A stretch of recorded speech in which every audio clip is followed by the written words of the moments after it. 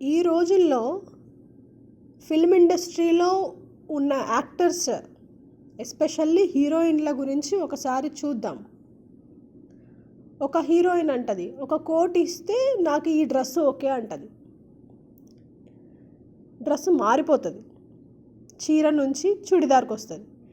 ఇంకొక హీరోయిన్ 2 కోట్లు ఇస్తే చుడిదార్ నుంచి 1 పీస్కి వస్తుంది, నాకు ఓకే అంటది.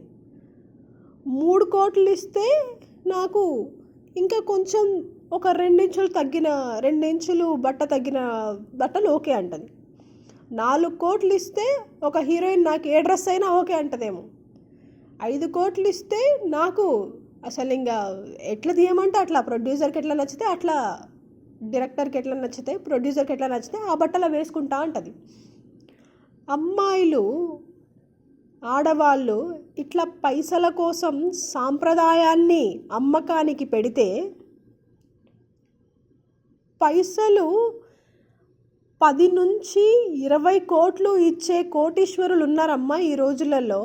మరి వాళ్ళు ఇంకా వింతగా బట్టలు వేసుకోమనో అసలు వేసుకోవద్దనో మాకు కావాలి అంటారు. మరి వాళ్ళ దగ్గరికి వెళ్ళి మీకు మరి డబ్బులు ఒక్కొక్క రూపాయి పెరిగే కొద్దీ మీ ఆలోచనలలో చేంజెస్ అనేటివి వస్తున్నాయి కదా. మరి వాళ్ళు అంత పైసలు ఇచ్చేటటువంటి కోటీశ్వరులు ఉన్నారు ఇప్పుడు.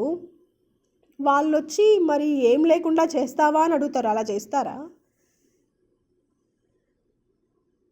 ఫిల్మ్ ఇండస్ట్రీలో ఉన్న వాళ్ళందరికీ వాళ్ళ యాక్టింగ్, డ్యాన్స్ కారణంగా ఫేమ్ వస్తే, సాయి పల్లవికి మాత్రం తన క్యారెక్టర్, గుణం, నడవడిక, తీరు, ఆ అమ్మాయి నడుచుకునే తీరు కారణంగా ఆ అమ్మాయికి ఒక ప్రత్యేకమైన పేరును సంపాదించుకుంది.